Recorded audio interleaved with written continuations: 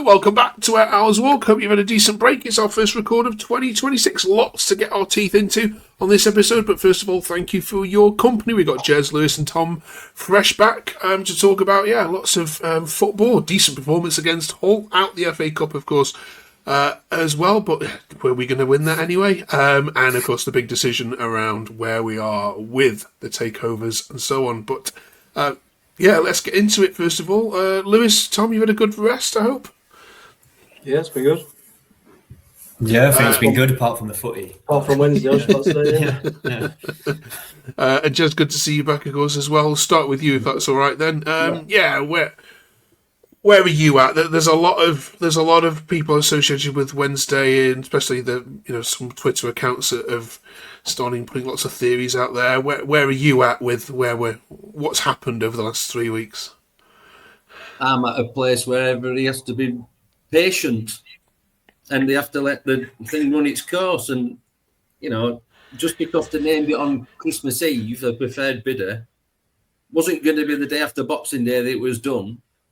So if there's hoops and loops and whatever they have to go through to answer the question and prove or look at everything sound, then they have to do that, it's frustrating. We all want it done. We want to move on and what have you, but unfortunately, life don't live like that, and especially Wednesday, does it? So we just have to be patient, and it'll come out, and then we'll.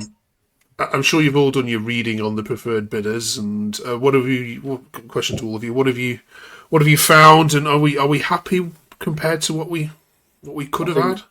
I think he's a preferred bidder for a reason. I think Chris Wigfield and the other administrators know what they're doing, I suppose, and they know what's best for the club. So I think if they think he's good, then he must be good, I suppose. That's kind of all I think. Okay. Tom?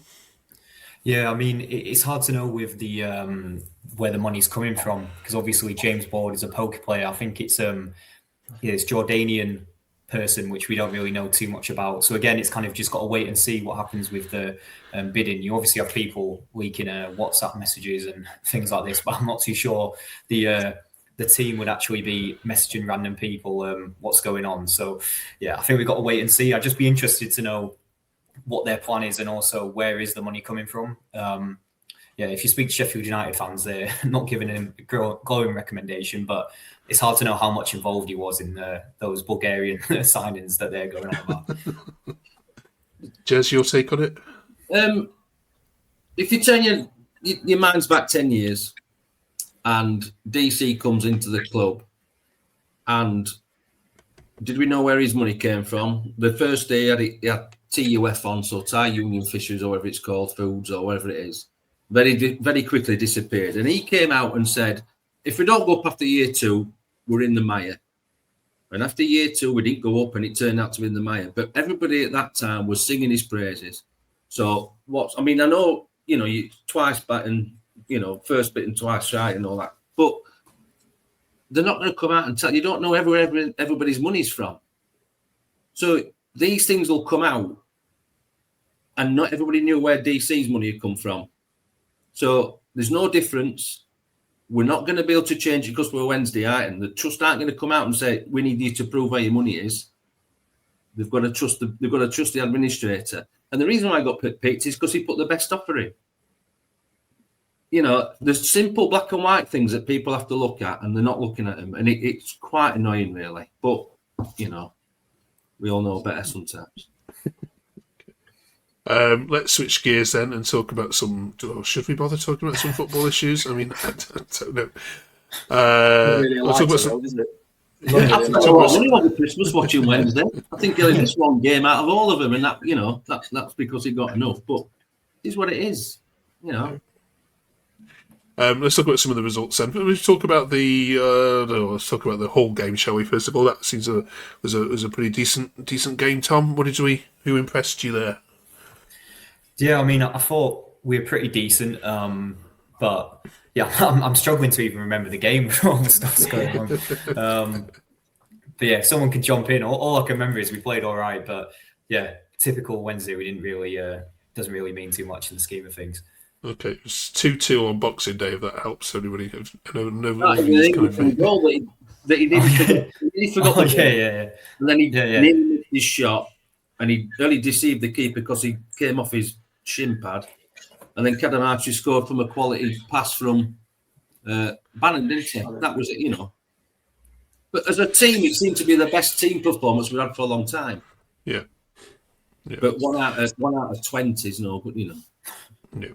I followed up with 2 3-0 losses, Lewis, as well at Preston and QPR. What did we learn from those? Yeah, I think that, like Jez just said, they weren't the worst performers at the whole game, but then to go and lose 3-0 at Preston probably weren't the best showing. I think. But then the Brentford in the cup, I think it were good. I think we played well, considering the youngsters in the squad, and I know we're going about it every game, but the youngsters in the squad and the threadbare squad, and considering the Premier League opposition, I didn't think it were too bad. I think it was great to see the young players come on, Emery and McGee at the back and things, and the 5 minutes that Will Granger got at the end, I think he should be given a more of a chance. But I think it was great seeing him come on and played well. Tom, we've won one game all season. That one game was against the opposition this weekend, though. So is there a chance that we're looking at this Pompey game potentially for our second win of the season? In my head, absolutely not. I think you see their fans, and it happens every week. They go, "Oh, just wait till we play Wednesday. We'll be the one." We're not. I mean, we had another, I think, 3 injuries last game. We're down to the real bare bones. So I can't see us getting anything out the next, I don't know, for the rest of the season, to be honest. It's until we can get bodies in. I mean, Pierce Charles going down. If he's out, that means we got a 19-year-old keeper who hasn't even signed a professional contract. I think, I don't know. I'd be interested to hear what Pompey fans think. I know they're not been great at the moment, but I can't see us getting anything for the game. Well, when we asked them yesterday about it on their podcast, they basically said, look, their manager's going to get sacked if you win on Saturday.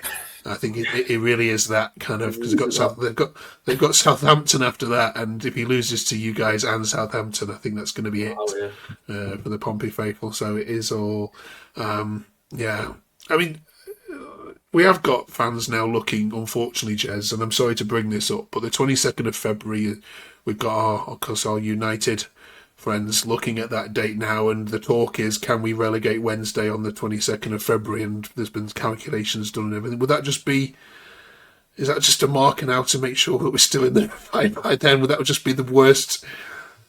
The icing on the cake of a terrible season. If we don't get another point between now and then, we must be down before that, because we must be 30 odd points behind safety now, and there's only half a season. I think. If it is, it is, and it's another thing they can put on the honours board, isn't it? Or they can take the shoes out and take the shoes off in the car park and celebrate instead of the test like they did before. But what can you do? I mean, can we? The only team we can do a double over we've got on Saturday. We're more likely to have a shot than have a goal. So, what are we going to do? It's just hard work, isn't it? But if they send us down, they send us down. It's.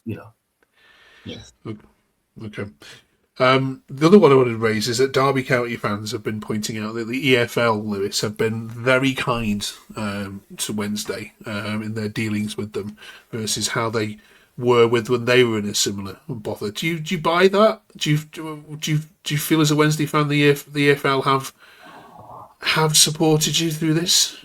Not really. I'd like to say the EFL are doing whatever they can do, and they're looking after us as much as they look after any team. But I think they're giving us 2 frees, which fair enough. I suppose we could have done with more, but that's all they can think. And the awful goalkeeper from Cardiff, but I think it was the same as what it was at Derby. I think I know they had a pretty awful time, but like I said, I think I'd like to say the EFL are doing what they can, but not really. I don't know. I'd like a bit more.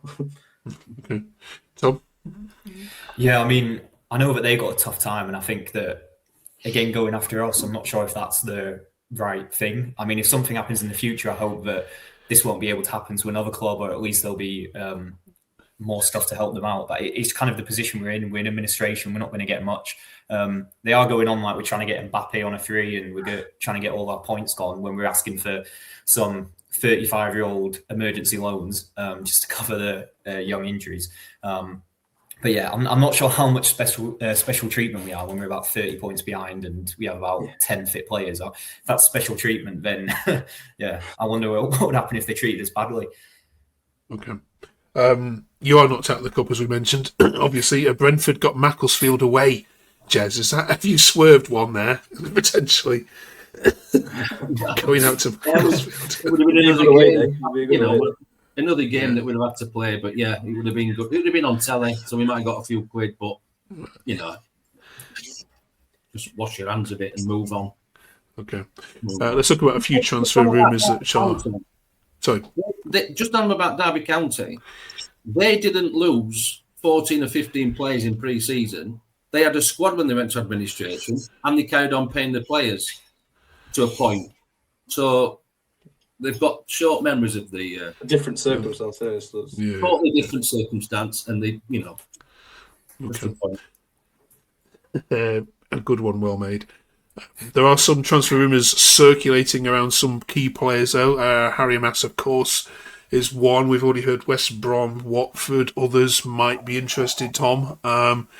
If you were Man United, wouldn't you sooner him just stay with you because he's getting regular game time rather than sitting on a bench at West Brom? Yeah, I mean, it just depends on what guarantees West Brom or these other teams will give him. Because, yeah, I mean, it'd be great for him to play every game like he has, but if you're getting battered every week, I'm not sure. Maybe they're expecting us to do a bit more than we have. So even though we are playing him every game, maybe they also don't want to just kill his confidence or kill his fitness. So I can see if any other team put in, and Jim likes a few quid, so if someone's willing to pay for him as well. And then I was thinking we don't really have any incomings, obviously. So all the talk is just who we're going to lose and it's just outgoing, how much are we going to get it, yeah. The other one, Jez, I don't know if you this is a non-paper talk, but Canamatari to Hibernian as a potential move as well. Would you entertain that? If the money was right, you'd have to say yeah. Do we need him? Yeah, because it's another body. Would we be able to invest any money that we've got? No, because it goes to the creditors. So it's a no for me to sell him at this point. But then if times are different, you'd probably sell him because has he shown what he's doing? I don't know. And it's fueled now, obviously, by the post that was on X, where him and his dad were on the airport going to wherever. And in there, his dad's actually commented that what do you expect? He's still there. People are slagging him off and whatever. So bit of a weird post, bit of a weird thing to post as a father of a player. But he's sort of looking after his son. So if there's nothing to say that he don't want to go. If he wants to go and they're accepting a bid or there's a bid on, they're going to bid the right money. And then what do you do? It's difficult at the minute. I think the only transfer we need is a transfer of ownership. And then from there, they can do ins and outs depending on what we're allowed to do if the new owners come in the last few weeks of January. So if he goes, he goes. If the money's right, you have to pick that. And that's one good thing is that all the bids have to be right now. We don't have to knock them off for a cut down price because we've got money that's coming in and running the club. So, If he goes, he goes. If he stays, then we've got another body. Okay. Price tag? I think we're at 250 grand or something like that. The offer through. Was that the offer? Close to $1 million or something. I mean, I'd say if because of potential and all the rest of it, 750 up to £1 million with a sell-on clause, you've got to say, yeah, let's have it. But he's only 21, isn't he? So who's to know? And then who's to say that playing in Scotland it's his level? Because League One last year he scored 5 goals, is it, or something like that with Lincoln? Potential, it is there, but we need the money in the bank, and then we'll see. But it's difficult to say who we get rid of as a squad player. But I don't know. It's difficult. Okay. Right then. Well, again, thank you all three of you for continuing your reviews of this club. Are we all still in Is there any enjoyment? I've got to say, I know you're all laughing through it, but can you still go to the game and enjoy meeting up with people and just forgetting about life for a minute? Wednesday nights for Christmas, not just for Christmas, it's for life. It's not like you can't kick it out. You've got to be there all the time. You've got to stand up for it, and you never know. In 6 months' time, who do we know where we'll be? You know. Yeah. I think someone put on Twitter the other day something about us Brentford saying support your club through thick and thin, and it's like I don't think I've seen any thick. I think it's just been thin for my whole life, to be honest. So yeah, we're kind of used to it. We'll just celebrate throw-ins and then hope it doesn't get too bad. But, We'll say that. Okay, brilliant. Right. Well, look, fingers crossed against Pompey. I mean, yeah, so done the double over a team this season. It's probably going to be maybe one of the biggest achievements, maybe when we come to the end of it. But only 4 months left. There's the positive. Only 20 more games to go. Dear, right. We have been doing, on a more positive note, the A to Z of the history of Sheffield Wednesday. Somehow we're up to letter L this week. So, looking back at when we were good and things were rosy, who from the Sheffield Wednesday's history would you put in with the surname L? Or it could be, of course, be an event, something which is synonymous with this club. Lewis, have you got anything?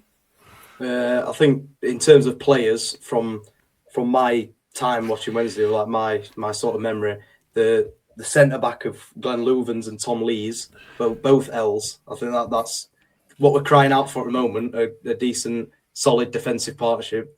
And it was my joy time of watching Wednesday. That's when we were good. Yeah, in my lifetime. Yeah. Well, I think someone put in the last comment, Leppings Lane should be considered as well. It's synonymous. Yeah, Tom. Maybe a bit of a rogue one, like a cult hero, Miguel Vieira at centre back. He had a skull cap on, take free kicks. Yeah, bit of a rogue one, but I quite liked him when he was at the club. Okay, Jez, help us settle all this. I thought about Leppings Lane as a thing that Wednesday will be remembered for, but then it was Mickey Lyons, best, rock, an absolute beast at the centre half, just different gravy. But you have to be older than, you have to be born whatever to remember. But yeah, I could have gone down like Luongo and, both Jamal and Max Lowe and all that. But Leppings Lane and Mickey Lyons, they'll be my two. Okay, let's put Mickey Lyons in there, shall we? Brilliant. Right, thank you very much, you three. Enjoy the game against Pompey this weekend. It could be 3 points. Hopefully we sit here next week. With doubling our points total. You get the idea. Right, catch you next week. Cheers, fellas. Cheers.